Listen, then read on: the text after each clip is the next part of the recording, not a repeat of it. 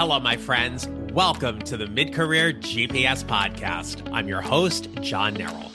This is the show for mid-career professionals who feel stuck, undervalued, or unsure what's next, and know that doing more isn't the answer. Here we focus on how you show up, how you make clear decisions, build influence, and take control of your career. Let's get started.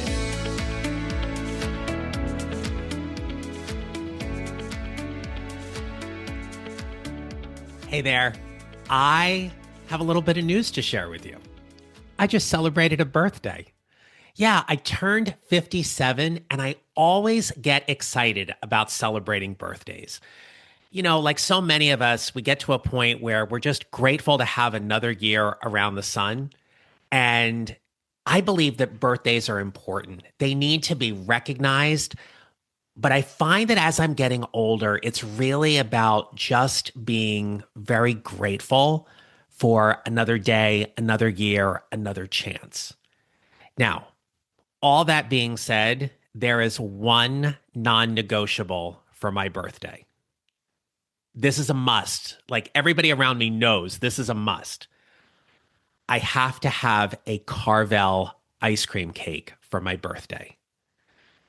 Vanilla on one layer, chocolate on the other layer, those delicious chocolate crunchies in the middle. It makes me so happy. And it makes me happy because it brings me back to my childhood, because that was the cake that I got as a kid. And so while I pretty much love all forms of dessert, that ice cream cake is a special thing and is typically only reserved for birthdays. Now, my husband, he's not a big birthday cake fan, and he's not a big ice cream cake fan. In fact, he really loves pie. So when his birthday rolls around, we have a specialty pie place about a half hour away from where we live. And I always go and I order him his two favorite pies. It's a lemon chess and a strawberry rhubarb. And so that's what he gets for his birthday. So it's those little kind of traditions and things that I feel are so important as we get to celebrate. So what's your favorite type of dessert to celebrate on your birthday? If you do, tell me, drop me a note on Instagram or LinkedIn and share with me. I'd love to hear about it. So as I was thinking about this past year and the year that's ahead and where things are for all of us, it got me thinking about a topic I recently coached one of my clients on. And it was all about whether they are surviving or thriving. Now, admittedly, this is some mindset work, but it really is about our thoughts. Because as we said on the podcast before, as we think about how we show up, it's our thoughts create our feelings create our actions create results. And right now, with everything that's going on in the world, I don't know about you, but things feel very heavy to me. I feel like we are experiencing so much on a day-to-day basis. And we're doing everything that we can to survive and get through each and every day or work day, along with everything else we have going on at home. But here's the hidden truth. When we're surviving, it looks like stability, but it often masks stagnation. And when you think about your career and you think about your life and how you're showing up, are you surviving? Because surviving can absolutely feel responsible. And admittedly, we want to be responsible. We have people to take care of and bills to pay and all those kind of things. But thriving feels risky. Are you giving yourself permission to thrive at a time when many people may not? So today in this episode, you and I are going to dig into identifying exactly where you're surviving and what it can take for you to start thriving again. So when I think about surviving, I like to think of it as we're playing not to lose. We're playing the safe game, right? And in a lot of ways, when we think about navigating our work life and navigating our career, it's about maintaining the status quo. If I do all of these things that are on my performance evaluation and I do them satisfactorily, I'm surviving. I'm okay. That's great. That's wonderful. Nothing wrong in that. But when we're thriving, we are playing to win. We have a particular goal in mind, and we are focused on our growth and our alignment and the impact we want to make because we want to get the win, whatever that might be. It might be leading a new project. It might be getting a promotion. It might be getting some kind of leadership responsibilities within your organization. But thriving is not about doing more. When we're thriving, we're working toward a particular result, and that result comes when we show up differently. So, right now, just take a moment and think about, do you find yourself in this kind of survival mode, or are you in a thriving mode? And just acknowledge wherever you are right now. Without any judgment, without any hesitation, where are you in this moment? Now, let's take a look at 3 key areas where you may be surviving or you might be thriving. So, the first one is all about your work.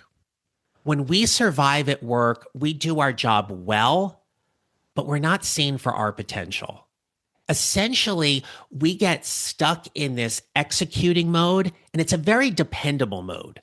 People depend on us to deliver results with high quality. And you might be taking a step back and waiting for someone to recognize you or even consider you for a promotion. You will say yes to everything in order to prove your value. If I just do more, the rewards will come. Be careful what you wish for. Because if you say yes to everything and you're doing more, you may just get more on your plate and not get anything for it. Except longer hours, longer nights, maybe having to work on the weekends. When we're thriving in our role, we become more intentional about how visible we are within our organization and what that strategic positioning looks like. We start advocating for our next role before it even exists. I can't tell you how many times I've had coaching conversations with clients where we have talked about what I call their unique professional value. And I coach them on creating this statement. It is not a pitch. Okay, I want to be clear. It is not a pitch, but it is a statement about their genius that they show up with at work with every single day. And it is amazing to me how they end up carving out a role for themselves, or they're clear about the role that they want. When they start showing up differently with this thriving mentality, they start leading conversations about where they're best leveraged and utilized, as opposed to just completing tasks.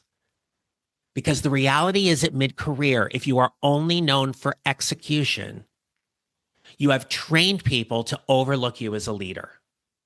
You will only be seen as a doer, and that gets you stuck. So let me ask you, where in your career right now are you being reliable instead of being influential? Point number 2, let's take a look at your energy. And by energy, I mean we're taking a look at your mental, emotional, and physical capacity. When you're in survival mode, you often meet Mondays already feeling tired. You get up in the morning and you're feeling exhausted about what the day ahead is going to look like. I often think of it's this underlying humming noise that kind of happens in our brain and in our bodies, where it's this constant low-grade frustration or disengagement. You might even be saying to yourself, I just need to get to the weekend to feel better. That is survival. When you're thriving, the energy is completely different. When you're thriving, you show up from a place to set ground rules about protecting your boundaries, protecting your time, your energy, your mental health, your physical health because of those boundaries. When you're thriving, you are feeling challenged, motivated, energized, instead of feeling depleted. And for so many mid career professionals, when they're in a space of thriving, they have created space for themselves to think strategically and creatively rather than always being in a reactionary mode. We have a culture and society here in the United States that we have to be doing more and working harder and burning the candle at both ends. But my friends, exhaustion is not a badge of honor. It is a leadership liability. How can you lead impactfully and effectively when you are exhausted? I never remember exactly where I saw this particular cartoon, but it's this one panel, and in the back you see, like, United States, and there's somebody laying in a hospital bed, and they're on their phone, and it says, "Hey, I'm going into surgery. I'll be out of commission for the next 4 hours. Upon waking up from surgery, I'll respond to all emails and text messages. Thank you for understanding." And in the other panel, it is someone from like a European country. "I'm enjoying the next 6 weeks on holiday with my family. Thank you for respecting my time and my boundaries. I'll respond to all messages when I'm back in the office on such and such a date."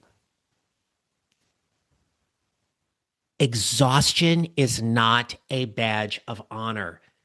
That's why I say on this podcast that this podcast is for people who realize that doing more is no longer the answer. It is time to break the cycle. It is time to break the cycle of running yourself into the ground and leveraging your talents and expertise differently. It doesn't mean not caring about your career. It means about putting yourself first. When we put our oxygen masks on first, we can take care of ourselves before we take care of others. So let me ask you this. Where are you draining your energy instead of directing it?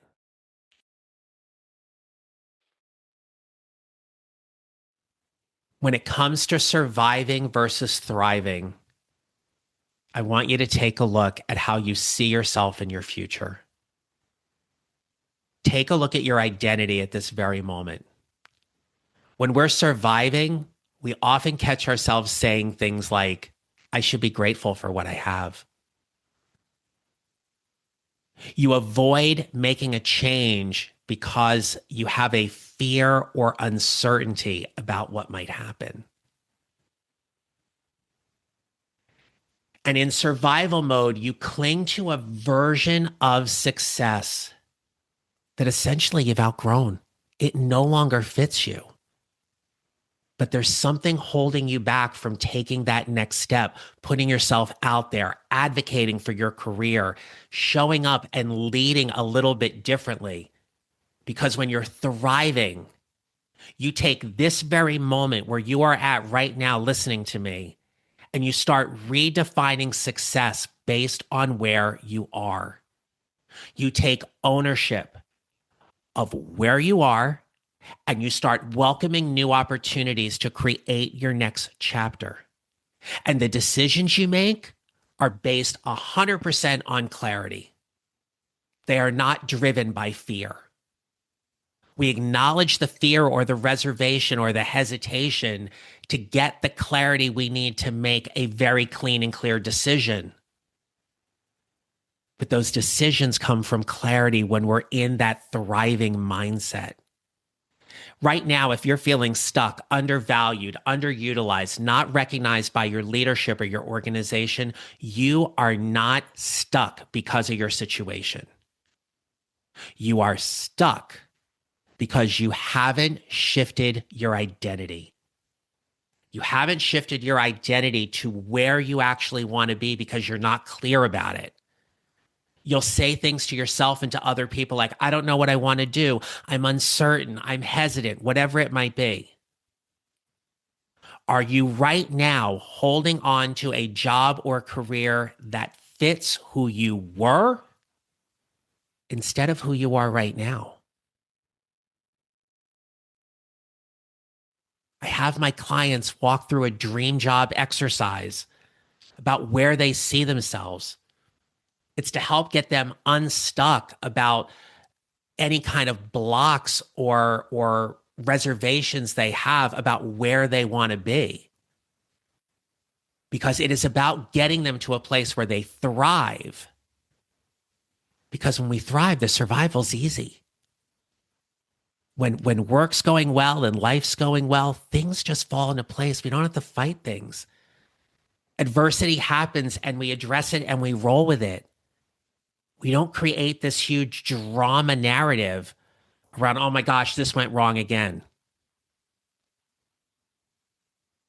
I was getting ready this morning, and lo and behold, the handle on the sink just broke. Just broke, corroded, broke off kind of thing, okay?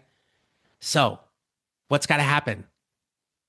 I can either let it sit there and just use the hot water and pray I don't burn myself in the process, or I go on YouTube and I try to figure out how to fix it myself, or I call someone who has the genius and expertise of doing it, and they come in and they replace it. When it happened this morning, it was just very matter of fact, the faucet broke. Okay. Water's off. It's all good. I'll get it fixed. Are you surviving or thriving right now? And then ask yourself this: where do you want to stay? Do you want to stay in survival mode, or do you want to go into thriving mode? There is a cost for staying in survival mode. And this is where most people avoid the reality or the truth when they say, I'm doing what I can right now. It's okay. I hear this when people inquire about joining my program or hiring me as their coach. Like, I'm going to think about it. They say to them, okay, what do you need to think about? Let's see if we can get you to a decision right now. Not in a pressure way, but from a way of clarity. Because time is a finite resource. When we lose time, we cannot get it back. So if you stay in a job you don't love, if you're doing work you're not entirely thrilled with doing, if you're frustrated, you're not making enough money, you're not in a leadership role, and you're like, I'm just going to hang out and wait till somebody notices me. You can't get that time back. You can't. You are missing out on opportunities for you to lead and make the impact you want. And that increased frustration, don't think you just keep it at work, because you know it spills over to home. You know it spills over into your personal life. It might be impacting your marriage, your relationships. When we get stuck in survival mode, it quietly erodes our confidence. Surviving feels safe in the short term, but it's expensive in the long term. I want to be clear here. There is a decision for you to make. There is no judgment as to whether one is better for you or worse for you in a given moment. But if you decide to survive in the short term, understand why. And understand for how long. Because you're not going to get that time back. You have a choice in how you choose to show up every single day. And you don't need to blow everything up. You don't need to blow up your life or your job today or tomorrow to make this kind of change. To get into that thriving mindset, you need clarity. You need a clean and clear decision about where you want to go and the strategy to get you there. And then you need some intentional action steps to create the result you want. I have learned over my 57 years that when I get into thinking and planning mode, it can be dangerous because it doesn't help me take action. I have had to change the way I plan my strategy time and my think time to really move me quicker towards taking action, because getting stuck there is not going to help me. When you catch yourself saying things like, I need to think about it. Okay, for how long? I'm not sure if this is the right decision for me. When will you know? And usually we'll give ourselves, like, I need a couple weeks. No, you don't. You don't need a couple of weeks. The likelihood is in your gut right now, you're already feeling something. You're already sensing what that decision may be, but you don't have the clarity yet. But taking more time and more time than what you actually need, is that really going to help you get there? The answer here is how you show up. Thriving is about how you show up in your conversations, your decisions, and in your leadership. It's how you show up in your career and in your life. You hear me at the end of every episode, I say, how we show up matters. How are you showing up for your career right now? How are you showing up for your life right now? How are you showing up for your family, your loved ones, your relationships right now? Are you surviving or are you thriving? Look, if what I've talked about in this episode has hit a nerve, good. I wanted it to. All it means is that you're aware. You're aware of something going on, but awareness without action will keep you stuck. This is about taking an action step.